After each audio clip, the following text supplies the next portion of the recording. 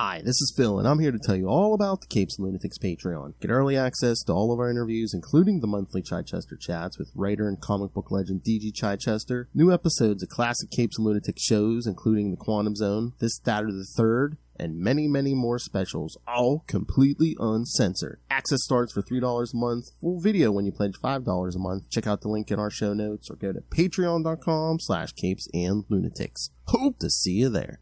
Hi, this is Jed McKay, and you're listening to the Capes and Lunatics podcast. Hello, kids. Welcome back to another week of Marvel Tales. Our last Hawkeye week for now. I am Phil. Joining me, as always, the old ally himself. It is Justin the Owl swooping back in to talk about the Purple Archer. All right, kids. That's right. This time we're going to talk the first 5 issues of Matt Fraction's Hawkeye run from 2012. Yeah. In the before time. The before times. Happier days for Hawkeye. Yeah. Oh, yeah. I was going to say, this is after Secret Invasion, right? So Mockingbird still, I'm back among the living. I don't think they're not together, but yeah. Like, that was so weird. Have that whole guilt hanging over his head in this, yeah. We should do a couple specials on that. Just like, oh yeah, she got killed off at the end of West Coast Avengers. Oh wait, no, that was a Skrull. That was a Skrull, just kidding. Again, I think Can you imagine how pissed off that Skrull is? Yeah, oh yeah, stuck in hell. Yeah, battling for eternity. Yeah, oh, Lord, I'm not her. We don't care. Worst assignment ever.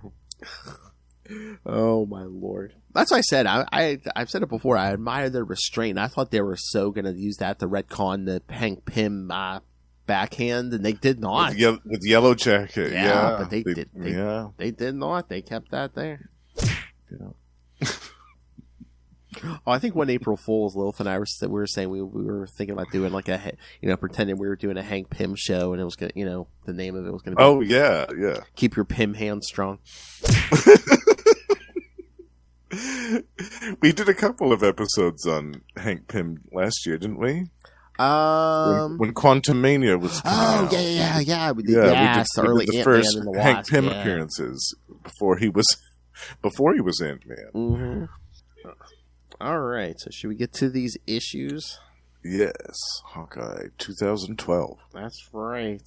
All right, so Hawkeye Volume 4. Okay, so this is the next volume after the one. Wait, is that the? Yes, this is the last volume after the one we did last episode. So yeah, it took a few years to get the next volume of this. Although 2012, that's after the Avengers movie, so I'm sure that probably it makes helped. sense that they were. Yeah, give them a little boost. All right, so yeah, Hawkeye Volume 4, Number 1, from October 2012. Lucky, a Clint Barton Hawkeye adventure. Writer Matt Fraction, penciler David is it David Aja or Asia? Because I've seen the spelling before, and people pronounce it Asia, so I'm not sure. I'm not sure, actually. Yeah, but he is penciler and inker. Colors Matt Hollingsworth, letterer Chris Iliopoulos, and editor Stephen Wacker. There you go, Lilith. Stephen Wacker. You need to introduce him to Kelly Puckett. All right, so a quick synopsis here. Clint Barton's landlord is raising the rents for everyone and preparing to sell the whole building. Clint confronts him, fights him and his men, and eventually buys the building himself. That is what happens. I know. I get another quick synopsis. But yeah, kids, for those of you who've only seen the TV series, yes, this is where we first meet the Track Suit Mafia. And Pizza Dog. Oh, yes. And the dog, yes. Yeah. But not Kate Bishop. Yeah, she'll show up here, but yes. Yeah, where she was introduced Young in Young Avengers, yeah. Young Avengers, right. It was like right after Disassembled, yeah, where Clint was like dead. Well, he was dead, but thank you, Bendis. Sort of. Well, no, he was technically dead, but then after House of M, when Scarlet Witch rewrote reality and she put everything back, it basically like, oh yeah, you're alive again. Oh, so he wasn't like in some limbo or something? No, he like was that. dead. I mean, he headbutted an alien spaceship. He was dead. And then, after House of M, when Scarlet Witch, altered reality and then put it back, he just basically woke up on the street. He's alive. I see. Okay. I thought that they had to liberate him from limbo or something, but maybe my brain made that up. Yeah. Or maybe it was a different time. I don't know. Right. In the 50, 60-year-old history of this character, and there's a lot that's happened. Exactly. Okay, so this one, this one starts with him like falling out of a window. Yeah. Then you get the credits. Yeah. I love it. But I feel like, like the Fabian one we did last time. Well, not so much the Fabian one this time, but like this series where it basically starts, he's a normal guy. So, he gets banged up and stuff because, back in the day, it's just like, he's that good. He doesn't get hurt. Well, it's like, no, he gets hurt. Right. Yeah, even if he's wearing his costume, that doesn't mean that he's not going to get banged up. Yeah. Shattered pelvis, 3 broken ribs, neck sprain, cracked fibia, left clavicle, I mean, this is the type of stuff that would happen to somebody that wasn't wearing Iron Man armor or that didn't have the immortal dexterity of somebody like Thor or the super soldier serum like Captain America. Definitely Clint would get banged up. I enjoyed that. When I first read this, I thought, that makes perfect sense that type of thing would happen to him, even if he is wearing his costume, because that will only protect you from so much. Oh yeah, that's a modern comics thing too, because like just getting the realism. Because again, now how many years now it's like, Bruce Wayne takes his shirt off, he's got all those he's all scarred all over his back and stuff. Yeah. Batman, my favorite character. Right. And I love the part. It's probably my favorite part in the whole issue, where he just casually kicks the wheelchair into traffic. Like, to go on a little aside here, like, I remember one of my favorite and first Hawkeye stories that I remember that it really made me a fan of the character was back in West Coast Avengers. It was their encounter with the Zodiac. And it was a story in which the Zodiac had infiltrated the West Coast Avengers. Oh, yeah. Hawkeye imposter, yeah. And they had an android version of him, which was called Sagittarius. And it was when I was first, as a kid, when I was reading that, when I was first learning about astrology, too. And I read about the sign Sagittarius. And I was like, oh, that's my sign, too. And then there was something in there about, Clint said to somebody else, how'd you know that I'm a Sagittarius? And so I remember that. That kind of stuck in my head. I was like, oh, I'm the same zodiac sign as Hawkeye. Oh, nice. And but years later, like when I first read this series, like, and knowing a little bit about astrology and the basics of the characteristics of each zodiac sign, like, I don't know if Matt Fraction intended for it to take place that way or not, but he definitely symbolized, Hawkeye definitely symbolizes like the stereotypical Sagittarius male in a lot of ways in this series. From kicking the wheelchair into traffic to his whole crusade to help the people in the building and his efforts to save the dog. Frank Sinatra was also a Sagittarius, and there's a very interesting story about him back, I think in the 60s or something, when he was going to some studio for a performance. On the way there, he saw this dog lying in the road that had been hit, and he made the driver stop the car, and he got out and took the dog, and they were late to the studio by I don't know how long, because he rushed this dog to a vet hospital and wanted to make sure it was okay. And I couldn't help but be reminded of that when Clint did the same thing in this issue with the pizza dog. Like he's desperately trying to convince the vet that he doesn't care. Money's not an object. He doesn't care. He just wants to make sure that the dog's okay. And I'm like, that is an absolute, like, 100% dyed-in-the-wool Sagittarius thing to do. Yes. So it just tickled me. And reading this again, it's still, that comes through to me, that little piece of it, and I just love it. Oh, hello, Russell. Russell's in the chat room. Hi, Russell. I titled this, My Life is a Weapon, because that's the name of the trade these issues are in. So, of course, Russell had to say, Hawkeye, my weapon, and in my pants. In my pants. Oh, jeez. Oh, that's naughty. That's naughty, Russell. I'm a sucker for a guy with a powerful rod. Especially if he's a Sagittarius, yes. Russell. Few word combinations elicit a shudder quicker than shattered pelvis. Absolutely, yeah. That's not something you want to mess with. No. Nom nom nom nom. Howdy, y'all. Hello. He's cradling my nuts. Yeah, you're a doctor, and he's putting your pelvis back together. Yeah. All right, so but I just love it when Clint throws that duffel bag full of cash on the table. He goes, "I'm here to pay the rent for everybody, for the building." It's so great. oh yeah, they really the guy really doesn't even want to accept. Yeah, I love when he shows up to fight. I love when he shows up to the underground club in his suit and tie. He's just like, oh, it literally is an underground club. Yeah. And he launches himself into these dudes with no weapons. He's just punching them. He's just it's so great. I just love it. But yeah, I mean the issue kind of jumps back and forth. But yeah, Mm-hmm. like him with the dog, and then him fighting the tracksuits and stuff. And we see how he meets the dog, but during the fight with the tracksuits. Yeah, I love that. Yeah, the part with the dog is the best, where he turns on the guys in the tracksuits and helps Hawkeye. It's so great. I love, what is that? Is that at the vet where the tracksuits like track him down and he starts fighting them? And yes, he's like, it's okay, everybody. I'm an Avenger. And the one guy's sitting there holding a cat goes, "Are you like Iron Fist or something?" Yeah. What kind of Avenger does this? Ivan says. Hold that thought, you tracksuit Dracula, Clint says. Well, first Clint was going to pay all the rent, but now he's just like, he's like, I'll buy the whole building. He's like, you wanted to sell it? I want to buy it. I'll take care of my people when you get rich. The end. And here's a great piece of dialogue, too. You asked about the Avengers. You want to know the best part about being an Avenger? Having Captain America around you all the time. The guy just brings out the absolute best in people. You want to be good when he's around. You really do.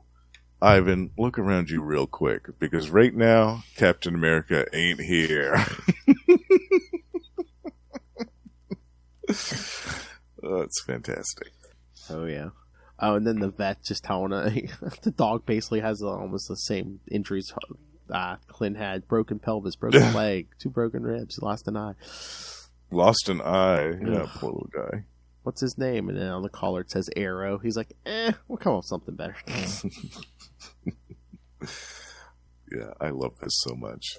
This is, to me, is like a perfect Hawkeye story. Yeah, this is good. I like a lot of the panel. Just the how it's all laid out and everything, especially that last page. Yeah, definitely. Yeah. It doesn't really read good on the app, online, on digital. I mean, it's cool if that's the only way that you have to read it, but to me, I much prefer reading it on print. Yeah, it looks a lot better. Yeah, it's not bad, but paper does it is much better on paper. You kind of get the desired effect that way. Mm-hmm. Yeah.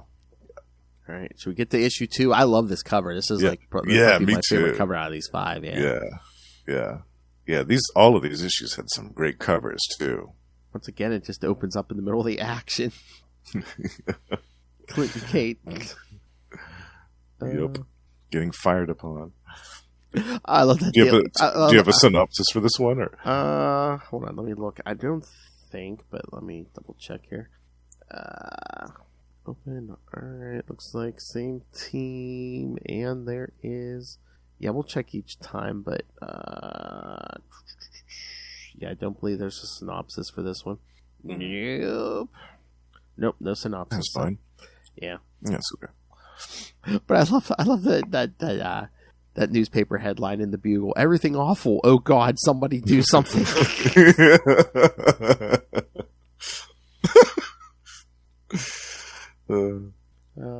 Basically, Kate's over and they're talking. I love his inner monologue. This is Kate Bishop. Kate Bishop took over for me as Hawkeye once upon a time when I was, well, dressing up like a ninja, sort of. It's the short version. It's the short version. Yeah. So, she's asking about work and stuff, and he's actually practicing his shooting. Yeah. He's still getting better, too, after his injury from the previous issue. He's still got a bunch of bandages all over him. Yes. I love how she's like, they say the Roman Emperor Domitian could fire 4 arrows at once between his fingers. Show off. Show off. Then he tells her about she sees the pictures of the Vagabond Code, hobo graffiti, old carny thing. Basically, they mark up a town with little signs, let folks coming after us know what's up. Yeah. But these ones been Shady people are warning folks to get out of town if they don't like heat, because after, the cops are going to start tearing things up. So next thing, they're at this fancy event. Oh, Lord. Base tower. Yeah, this gun guy's so shady, he don't need sunscreen. She's like, please, Bernie Gunn's an old family friend. He bought me a pony for my 8th birthday. He was a creep even then. Clint's drinking the coffee right out of the pot. I love it.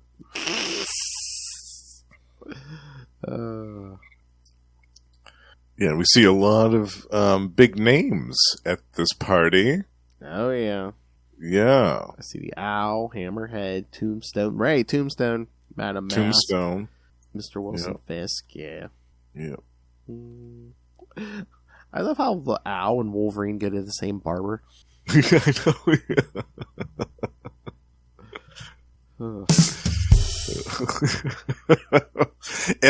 and they have similar claws as well. I think the Owl has the 3-prong claw as well. Oh, yeah. Yeah. It's me, your old pal, the Owl. I'm really surprised those two have never once encountered each other and be like, nice haircut. Yeah, it looks like they're almost looks like they're going to the opera or theater or something. But yeah, it turns out it's the Ringmaster. The Ringmaster is giving everybody his hypnotic razzle dazzle. Yep. And they're all getting pickpocketed. And we see a new swordsman as well. Oh yeah, and doesn't Clint say? Yeah, I'm trying to remember if this had been mentioned before, but the Ringmaster must have been trained by the swordsman also. So. Oh, was he? Yeah, that's what it says here. So yeah, so basically, Clint and the Ringmaster are trained by the swordsman. Oh right, yeah, we share the same mentor. I just love there. He's like, they're all thieves. They're all thieves. Thieves working a very long con. Yep. Hotel catering to the ultra rich, many of whom are bad guys. I love this art with the Ringmaster and with kind of like the portrayal of his hypnotic effect. It's almost kind of like pulpy, like old, like 1930s or 40s style. It's so cool. I just love it. But yeah, Kate and Clint split up and basically get in their own little fights. Yep. Hey, be careful. I was born careful. What does that even mean? It means I'm careful. I love, hey, jerk this away. Yeah, there's some great action in this issue, too. Oh, yeah. I love how from panel to panel it switches between the two of them. Yeah. I love Kate knocks out hers with the fire extinguisher. Clint, however, gets overwhelmed and wakes up at the feet of the swordsman. What a disappointment you are, he says. I have to confess, I hoped that you were more than what you are, seeing as how we both learned from the best. I might have been born in Iowa, but I've been around. That French accent of yours, that's just vaudeville, man. Oh, and then they think it's one of their gang, but yeah, Kate's disguised, yeah. Mm-hmm. Start shooting them with arrows and... Yeah. Fifi? Nope. Yeah. Oh yeah, I love the old Clint's hands are tied, so he puts his hands up and she frees him with an arrow. Yeah, so good. And then comes the Ringmaster with his men, and shooting machine guns at them both. And we see that scene we got in the first page is the Clint grabs Kate and they both dive through that window and out into the pool. Yeah. Oh. He goes, ugh, that sucked. I know. After they get out of the pool. And then Kate put arrows in at least two of the guys' eye sockets. Yes, it looked like the ringmaster too. She looked like she blinded the ringmaster. Oh, I see the hat go flying. So yeah, I don't know if he got shot or not, but yeah, because she's like, they're not dead; they're just blinded now for life, probably. Probably. And then here comes the swordsman. Oh yeah, people like us, we're supposed to have a code. He's like, Clint, code. All right, let me tell you about my code. Yeah, ricochets that arrow and it hits him in the back, like back of the neck. He'll live, not well, but he'll live. He'll not well, but he'll live. And he's on the floor going, help. And of course, this is never good because as they get away, you see all, this money just floating around, and then you see the Kingpin standing there. Because Clint Barton of the Avengers has just robbed us all. Yeah, that's not going to be good for Clint. Yeah. He's just made a whole bunch of new enemies. All right, so this last part kind of confused me because, Clint's asking Kate, I guess, to be his full-time partner, but, and she's like, why me? And at one point he's like, because I don't want to sleep with you, and, and then she's kind of thinking, oh, because I want to sleep with you? She's like, dummy. I'm thinking, wait, does she have a crush on him, or is this supposed to be saying she has a crush on him? Because I don't think, besides the fraction stuff, I don't think anyone's ever did that, so... Yeah, I don't know. I'm trying to remember. It was kind of confusing to me, too, because I didn't actually read this whole series. I missed a handful of issues towards the end, so I'm trying to... a chunk of it I haven't read yet. It's been a while since I read these, so... Yeah. It was, 25 issues or something like 22, that, 22, right? I think. There's 22 on the app, so... I think I read up to maybe 15 or 16, something like that. But anyway, yeah, I love how that part was a little confusing to me too. Yes, because she says something about Cap and Spider-Man, and then he does the whole thing about it because I don't want to sleep with you, and she goes, "Does this mean you want to sleep with Spider-Man?" Yeah, right. Yeah. But yeah, I guess he has a to-do list up on this board here. So, yeah, there's a lot going on there. Yeah, kind of just see Lucky laying on the floor at the end there. Yeah, I love it. All right, so thoughts, Justin, or should we get to the next one? Another great issue. Yes. Yeah. I love this. This is, like I said, to me, like a perfect Hawkeye right here. And the art is just great. I can't say enough good things about the art. At the time, it seemed like it was different than other art styles that Marvel had for their prominent books. But now, 10 or 11 years later, 10, 11, 12 years later, it seems like this style is a little bit more ubiquitous than it seems to have influenced. Oh, yeah. Some of the current artists now. Yeah. All right, so we have no synopsis for issue 3 either, so. Okay. But you could tell, I mean, this issue, I believe, inspired a certain episode of the Hawkeye series. Yes. Because definitely. We get the whole car chase scene with the two of them in the car and Clint shooting arrows out of it as they're moving. Yes. I think in that series, the Disney Plus series, they gave some credit to Matt Fraction. Oh, yeah, yeah. I'm trying to remember, did he even consult or do some work on that show? I thought... Maybe. I thought they said one of the creators did. It might have been Fraction, yeah. I thought. It would make sense. Yeah, oh, yeah. It would make sense if he did. That's why I always say, it always surprises me with the live action, like the movies and the TV shows. I'm like, why don't you get a comic book writer in there, especially one who's worked on the character before? Yeah. At least to consult or something. Consult or to be like a script editor or something like that. Yeah, exactly. Have them read the script and say, I like this, I don't like this, why don't you do this? Yeah. Exactly. Just to kind of read the script and take out what doesn't work or doesn't make sense. Yeah. I'm not saying they have to run the show, but yeah, have them as a voice in that writer's room or something. Yeah. Yeah, definitely. So it starts with them basically just going through Clint's arrows. And I love it too because when they show each individual trick arrow that he has in his inventory, the illustration to me looks like an exact copy from the official handbook of the Marvel Universe. Yeah. Entry for Hawkeye's arrows. There was a whole, I think it was even 2 pages of illustrations of Hawkeye's different arrows. And it looked exactly like these from this issue. It tickled me so much. I love, boomerang arrow. It comes back to you in the end. Boomerang, respect it. Respect it. Because that's the joke's going to come back. Yeah. But yeah, just to jump in around, because they're back at the car chase, and it's like, acid arrow, damn it, acid arrow. Bola arrow. Yeah, because he was working on labeling these, but he needed tape at the store, so. Yeah. Well, that's when he sees that 1970s Dodge Challenger. Yeah. Man, I always wanted one of these, he says. Gonna buy it off this redheaded woman. You must have a thing for redheads because the librarian from the other story she had the exact same tone. Yes. Oh, there you go. Hey, Black Widow. And Black Widow. Say Mockingbird doesn't fit the pattern, but the rest of them kind of do. Well, yeah. I love it. Rocket arrow. So funny. So yeah. Oh, and then the she's tied up in the back seat, but then we see, before this car chase, he was gonna buy the car, and he slept with the redhead. Yeah. Yeah. Oh god! And then when the tracksuit comes in, he's still naked. I love the little sensor. Yeah.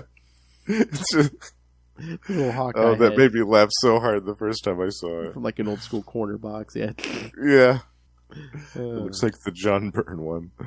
Oh, it's so fantastic. Well, the bad news is the tracksuit Draculas are no longer playing around. The good news is, scratch that. No good news. Everything sucks. No good news. Everything sucks. But I love this. Anything is a weapon if you're in deep enough trouble. There's no special training, no special skill. Just the belief that at any time you might have to hurt someone to stay alive. As he's like whipping this lamp around. Yeah. Anything he can grab his hands on, yeah. So he's he gets overpowered, yeah. Yeah, he's like, what kind of animal walks in their room and figures out what they can use to hurt people if they have to hurt? So is he talking about himself? It's just because the tracksuits are just using guns. So is this just him? Thing? Yeah. So I love he calls Kate and she's just like, why do you still have a phone with a cord on the wall? How did you know it was me? Who else would be calling your sad ass? What? Lots of people. Captain America, one time. But he's telling her about how he got knocked out. Think it's this girl. This girl's been kidnapped. We gotta follow him. But she's like, how are we gonna find this car in New York City? And he says, they're on the West Side Highway heading to Jersey. How the hell do you know that? My stuff is in her car. Basically a tracker arrow. A tracker arrow, yeah. Yep. And Kate shows up in this beautiful purple bug. I love this car. As he's putting his shirt back on, she's like, really? With the abs and with the abs and the drive. Yeah, keep your shirt on. Yeah, it's so good. So yes, they find them, they ram the car. It's the same tracksuit guys from the first issue too, with the bros, every other word. I know. I love they crash the car and he's like, oh man, and Kate, oh hey look, it's a metaphor for your love life. And Clint says, get out of my damn car, ass. He's hauling the tracksuit guy out. Oh yeah. Yeah, sticks one of the tracksuits to the street with a putty arrow. He goes, putty arrow, bro. Yeah. Sonic arrow. Explosive tip arrow. Yes. But yeah, just taking out these cars one by one. Smoke arrow. Rocket arrow. Cable arrow. Yep. He lands the cable arrow into the side of this big, looks like a garbage truck or something, going next to one of the cars, and it shears the roof right off of it. So good. Rocket. Suction tip arrow. Damn, I love this car. But basically, they're down to the last tracksuit, but he has a gun on Clint, and he's pointing one at Kate, and So, Clint says, loose the arrow. So she fires it in the air, and then the tracksuit's like, big mistake, bro. Bro, you make big, and then, but we see it's the boomerang arrow. It's the boomerang arrow. It's yeah. up in the back of the neck. I love it. See? He's like, boomerang arrow. It comes back to you in the end. So basically, I don't know if this woman this redhead was up to something, but they basically just dropped her at the airport because she still doesn't even tell what she was. I forget if she comes back later on, but yeah, right now they're like, nah. Yeah, whatever. Because he's like, why on earth would anybody want to kill you? Yeah, I wonder if she does come back. I'll have to read the rest of this. So yeah. So that's the end of that one.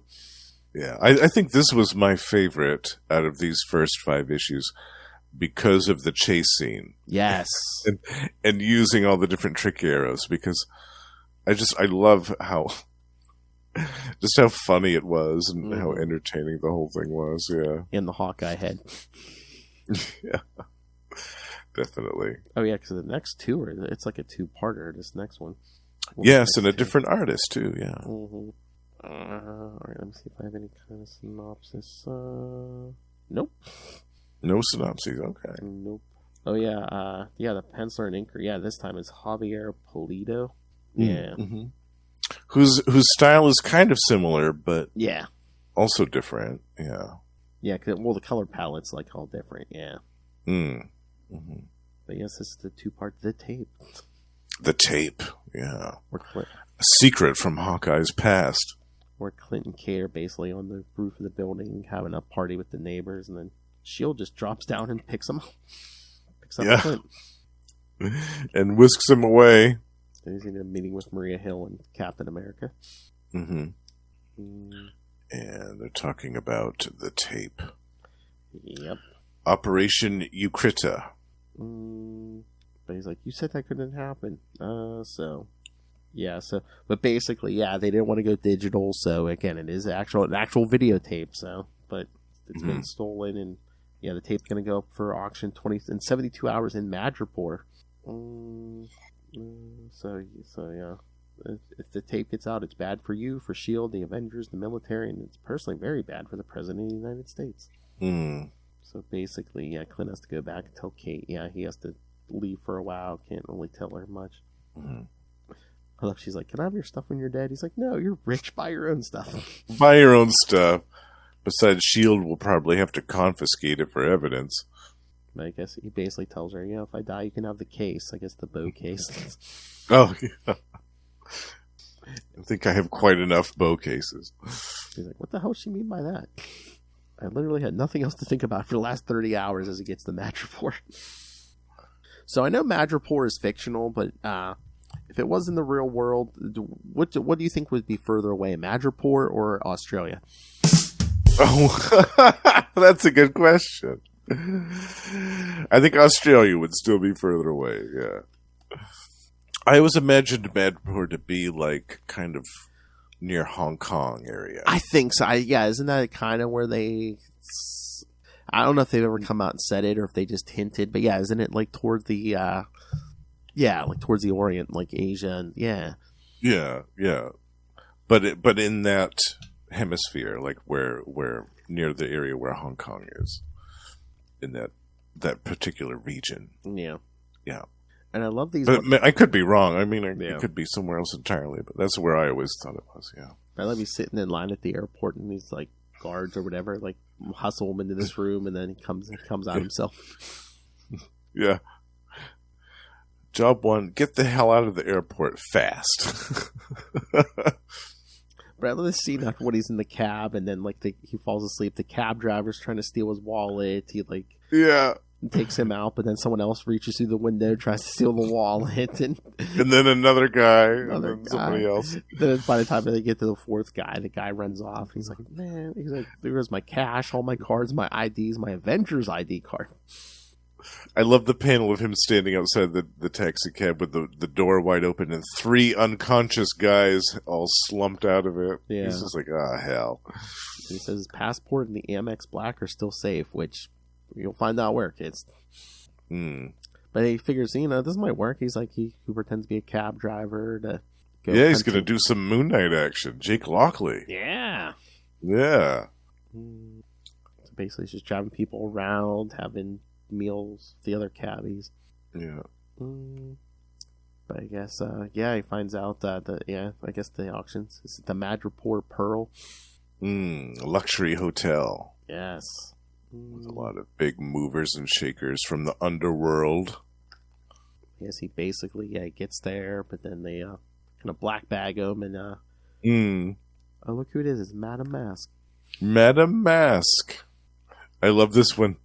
When he's kind of seeing stars, and the dude is talking to him, it says in parentheses, roar of blood and head transmutes to smudgy backwards talking in a cup or something, I don't know.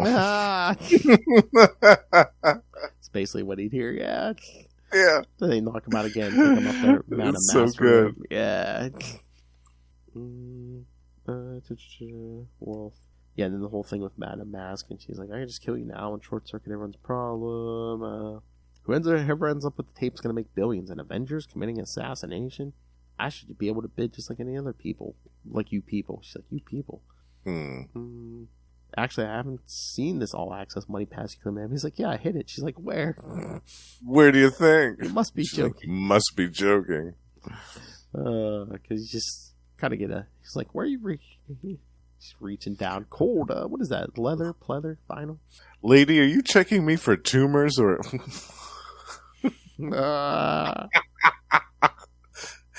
And she says, I assure you, this is as unpleasant for me as... and she found it. Oh, that's naughty. Oh, Let me grab a handful of this.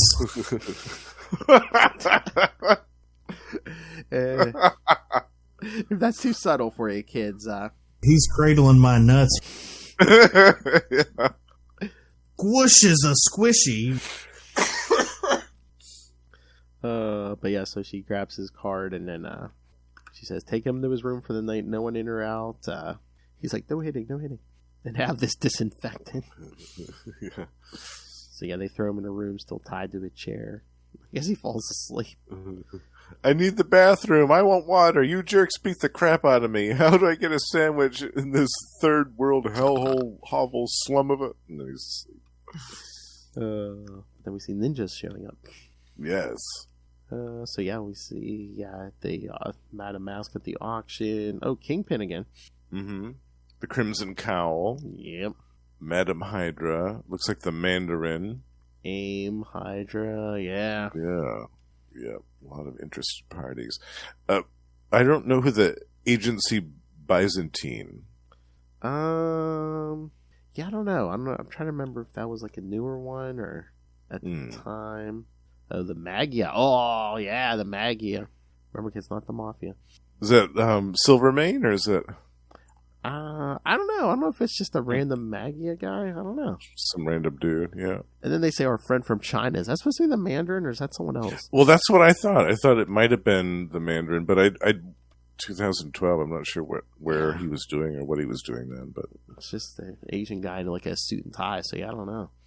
maybe he's just a representative of. Unless the Fraction was going to make that the Mandarin or something, and someone was like, no, he's dead or something. So they just all of a sudden just change it to our friend from China or whatever. Yeah, some guy from the Hand.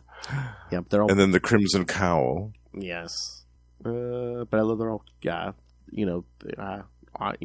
throwing up 1 million, 2 million, and get the Madame Mask 1 billion. 1 billion. Yep. $1 billion. How about 1 new? billion. How about new? Zip it. And Kingpin is not happy. Oh yeah, He is not pleased. That man is angry. 1 billion euros. Yes. Stomping away. Enjoy, ma'am, and may God have mercy on Clint Barton's soul. I suspect you won't. But Madame Mask, says she wants to be alone, and then in her room, and then once the door closes, we see it's not Madame Mask, it's Kate in disguise. Yes. And she has the real Madame Mask all tied up in the corner. That's right. I mean, in her underwear and her fishnet stockings. Like, damn, what? But still with her mask on. Yes, but still with her mask on. I was going to say, what is this, a Hawkeye issue or Ray's Fantasies? What the F? Gotta love those fishnets. Exactly. Then we see TBC to be continued. Yes. Yeah. Clint Barton, what kind of hell have you gotten us into? Kate says. So Kate figured it out, and I guess got there before he did.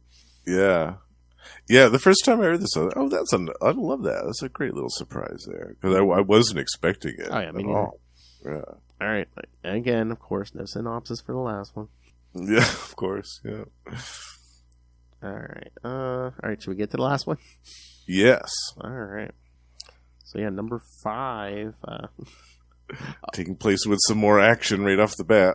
Oh, yeah. He's going out a window this time, tied to a chair. Yeah. Because, we see ninjas were attacking, and he's like, this is bad. But then we see Kate's watching the tape of him, the assassination. Wait a minute. So, look, I mean, on this tape for the assassination, it looks like he's putting 2 arrows through the guy's eye. I'm like, didn't Kate just do this 2 issues back? I mean, she said she didn't kill him, but them. Yeah. But I guess it had already been discussed that this was an actual assassination, and that this guy did die. His name was Du K Fang. Mm-hmm. But then, it seems Kate gets found out by Madame Masked people. Yeah. And then as Clint's falling, he gets caught on an extra long sky cycle by Maria Hill. Yeah. That was lucky that she just happened to be in the neighborhood at the time. Mm-hmm. I love he's like, thinking, this is bad and you're a dummy. This is what you get for trying to help people. So note to self then, for the next life, screw everybody. Who am I fooling? Mm-hmm. And then he tries to save one of the ninjas attacking him, and the ninja's like, no. Never. Never. My code will not allow it. Then we get a great piece of dialogue here back with Madame Mask and Kate. Yes. Yeah. Madame Mask is not happy at all about the way that Kate took on her identity for this evening. No, she told her how she quit smoking, but she's going to light up a whole pack and put out each one on her pretty little face. On her pretty little face. I was like, oh, damn. Yikes. You have no idea the pain you are owed before I kill you, little girl. Yeah, and then they go back to the party and schmooze with all these supervillains. Yeah. But then Kate looks up and says, my ride's here. Oh, yeah, because Clint fires an arrow at the window, just goes boom. Boom. That's an explosive tip arrow. Or no, that's a sonic one, yeah. I think, yeah, because it hits the window shatters with that sound effect. Yes. Glass! Yeah. And she says, God, that was loud. But I love this part too, Phil. Clint leaps through the window and forgets that he lost a shoe during his battle with the ninjas a few moments beforehand, and he lands on all this broken glass and cuts his foot open. Ow, foot, ow. Yeah. Which again, going back to the astrological theme of Clint being a Sagittarius, again, that's perfect Sagittarius thing for a dude to jump through a window and then land right on a piece of glass. It's so funny. So yeah, so they kick down the doors and run out of this ballroom or whatever. Yeah, with all these ninjas and Hydra mercenaries and AIM guys. Oh yeah, there's all kinds of throwing stars whizzing past them. Yeah. He's like, "Where's the tape?" And she's like, "Oh no, I think it's right where I left it. Looks like it's still sticking out of the VCR or whatever she was watching it on." Mm-hmm. But they turn around and start beating on AIM and Hydra and ninjas. Clint says, boy, we sure do ruin some hotels, don't we?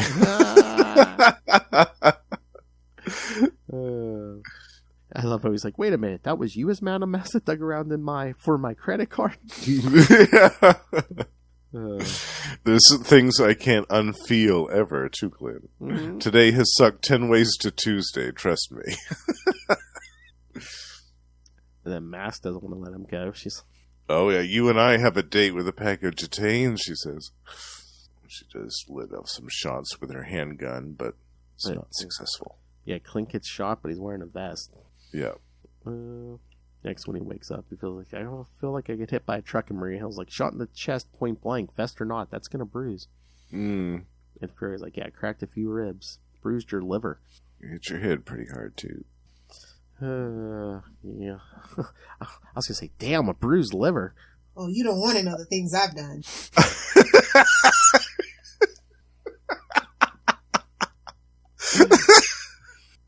all rape and murder, I'll tell you that. Somebody's muffin's getting buttered. That ain't my business.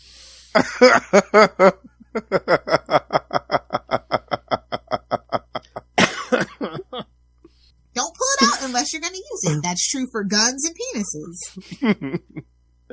But Clint's like, we won, right? Everything turned out okay? And they're like, yeah, the leak was found. They found the leak that, whatever agent let that leak out.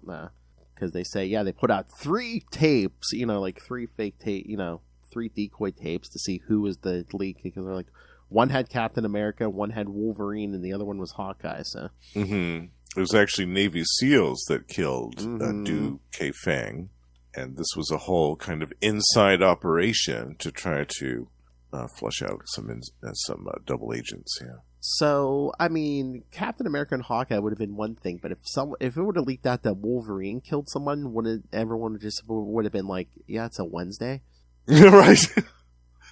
Like, yeah, what's your point here? Yeah.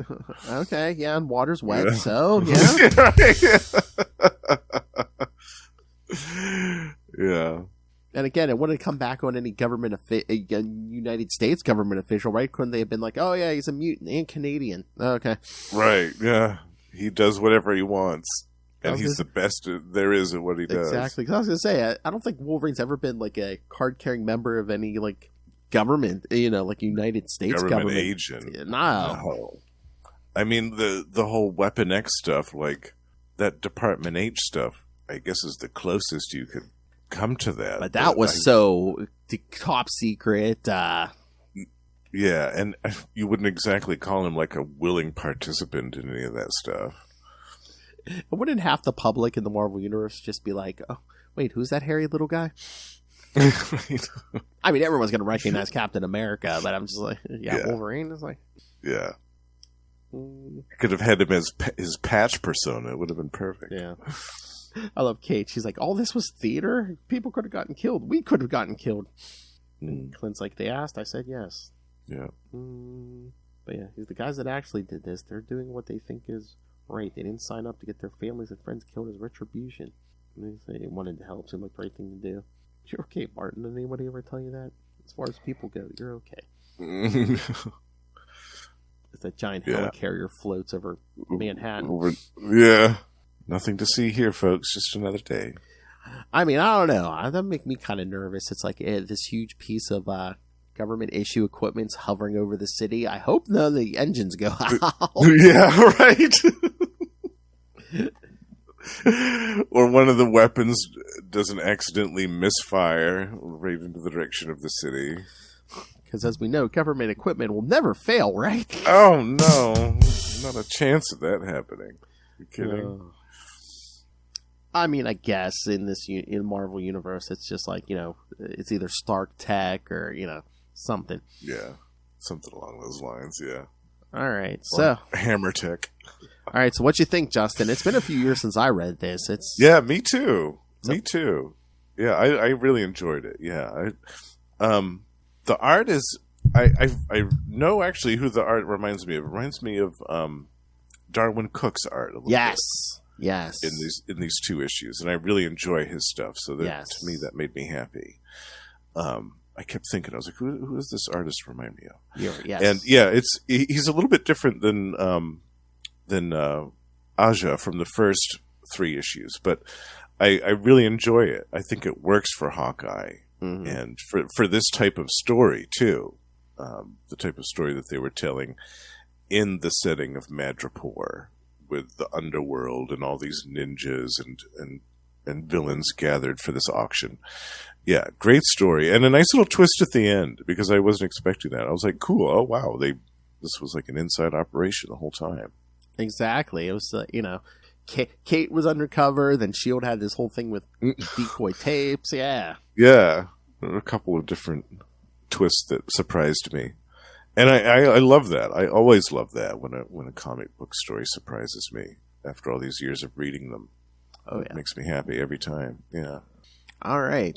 So, anything else to wrap up our Hawkeye? What do you think was your favorite out of the ones that we covered for You this mean month? all through? For the Hawkeye one, the Hawkeye stories. It's kind of hard because they're all so good. I mean, I always have a soft spot for Grunwald, but I mean that Fabian stuff was good. And again, of course, this stuff is good. Everyone, it always receives praise, which it deserves. Oh my God, this is hard. Yeah. What do you? What's your favorite? I think this one is my favorite by a slim margin over the others. Just because I think that Matt Fraction kind of gets the voice of Clint, like his characterization, the best in a modern setting. I think as far as if you're going back 40 years, there's a couple of other writers that also have a great grasp, like Steve Englehart in the West Coast Avengers, and Mark Grunwald in the miniseries that we reviewed in the other episode there. But also Fabian. Fabian gets his voice as a character down. Oh yeah, it's so good. Very well. Because I could see Fabian's Hawkeye being Matt Fraction's Hawkeye. So, totally. Yeah. And they were only, like, as we said, about 9 years apart. So it's a nice consistency to the character that I like. Because plenty of times you've seen plenty of characters that have had different series written by different people, and the characterizations haven't been as consistent. Yeah. And that's always irritating. So it's great that you have this character who is a very consistent kind of like Marvel mainstay. Yes. And has been for the better part of 50, 60 years. It's nice that you have that consistency with this character that's been around for all these years. I really enjoyed that. And that's how good these other stories are, because usually, if it's a choice between a Grunwald and something else, I'm like, oh yeah, it's Grunwald. But I mean, then I can't just out loud say, oh, it's Grunwald. I mean, that's how good the Fabian run was and the Matt Fraction stuff is. So yeah. I mean, he knows that we're big fans of Mark Grunwald. Yeah. So for it to be a challenging choice, that's saying something. There wasn't a clunker in these 3 weeks. This was all quality storytelling. Stuff. Yeah, I mean, definitely not just the writing, but the art on all these. Art too. Yeah. I'd forgotten how good the art was in the Mark Grunwald series, that he did the artwork himself. I forgot that. Yeah, he actually did art. Yeah. Yeah. We give so much praise to his great writing that we forget about his art sometimes. Yeah. Exactly. So good. Yeah, all three of these Hawkeye stories were top-notch stuff. And I would recommend any one of them to even a casual fan of Hawkeye, because they're all great. And they all give great, different dimensions of the character at different parts of his life. Heck yeah. All right, so yes. 3 great episodes. Again, I mean, we're going to have two more for this month. But yes, we're going to do the ROM, 2 weeks of ROM in honor of that Romnibus coming out. Yes. Yeah, the Romnibus in about a week or two should be in our hands, I think, as we're recording this episode now. I think so. Yeah, but so we haven't read it yet, kids. So right now the plan is to do the first 4 issues, and then 5, 6, 7, and 8 the second episode. But yeah, we'll see how it reads. But yeah, that's the plan. Because I have all those issues in floppy, and I read them not too long ago. It was maybe 5 or 6 years ago, and if I remember right, a lot of them are self-contained stories that have running a subplot that runs through all of them. Yeah, I was gonna say, from that era, I could see that being the case. A lot of self-contained stuff. Yeah. But we'll have a lot of fun with that. I can't wait for you to read this classic stuff. Oh, I can't wait. Yeah. It's saying it releases on the 23rd, I think. So yeah. So if it's not here that day, it'll probably be here a day or two after. So. Yeah. So the week after next. Man, I want to read already. Very cool. I'm excited. I know, me too. Wait. Right. Which cover are you getting? There's like 5 different covers to choose from. Did you choose? I'll have to check, because my wife pre-ordered it for me for Christmas. So. Oh, that's right. Yeah, that's right. It might a Christmas gift. It might end up being the Frank Miller, but I don't know. But that's a great cover, though. Yeah. Oh, yeah. So yeah, I may receive the Frank Miller. Your mother's a whore. I may be presently surprised with the Perez, but, I'm probably just going to open the box and... Your mother's a whore! If it is that Frank Miller, that's what I'm going to hear in my head. I'm just going to open the package and be like, what cover? Oh, the Frank Miller. Your mother's a whore! Well, better to hear that than hear... Your mother's a whore! Like, that would be for the alternate Frank Miller cover. Yeah. There's going to be two of them. The current stuff, yeah. Yeah, it might just be the Frank Miller, I'm probably just going to be all mopey, like... I don't get variant covers. Well, I do. And I'm getting the George Perez one. The minute I saw that, I was like, oh, I need that. I need that beauty. All right, kids. So, yes. So, send us your thoughts on all the Hawkeye we've done, the upcoming ROM stuff. We've got a lot of good 90s stuff coming for in April in honor of my birthday. That's Justin's right. picked out some good stuff. Oh, wait a minute. The first week of April, we're doing the Quasar episode. Quasar, yes. With possible guest Will, right? Yeah. Oh, yeah. That's his. Possibly. Oh, yeah. Cosmos and Collision is his favorite. Not only Quasar story, but like he thinks that's one of his favorite stories. Period. Cosmic. Yeah. And but you know what episode that's going to be? 69. Oh. Oh my! Maybe able to force her into here. Yeah. Oh. We haven't had Lilith on Marvel Tales yet, have we? I don't know. Oh, episode 69. Oh, I think that's a perfect opportunity. Oh man, the big anniversary 69th episode of Marvel Tales. The milestone, double sized. I don't know. I think for the double sized 69th episode will be double biscuits for me. Oh.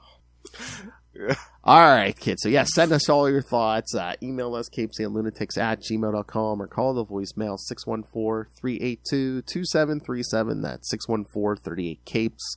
And remember, you can find all things Capes and Lunatics, episodes, social media, merchandise, the Patreon. Again, you're going to be shocked when you hear this.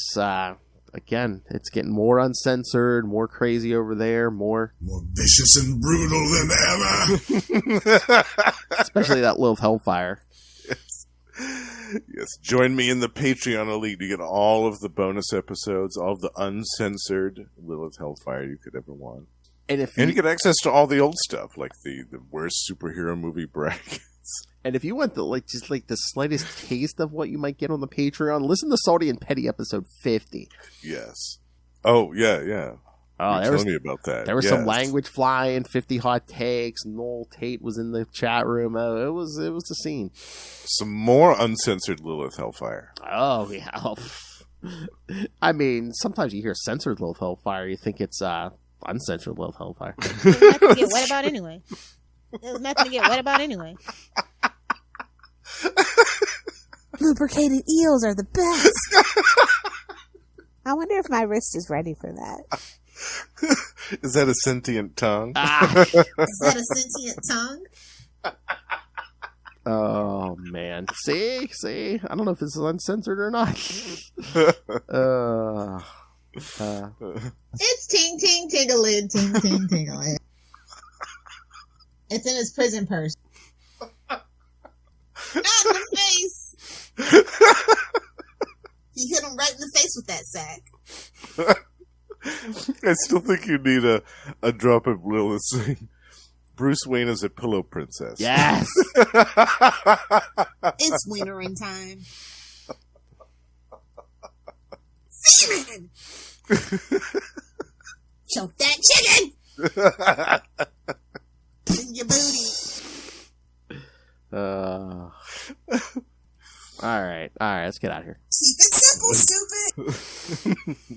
All right, thank you for joining us, everyone. I hope these 3 episodes have hit the target for you. Yes, hit the Hawkeye. Next episode, next 2 episodes, ROM. Some classic. Join us for the saga of the Space Knight. Classic Marvel ROM, kids. Yeah. Again, go out and get your omnibuses and prepare. That's right. Oh, yeah, and then March, we're doing a whole bunch of Wolverine, kids. So. Yeah, in honor of Logan's 50th birthday. Yeah. All right, kids, don't break your pelvis on the way out. Feed your dogs some pizza.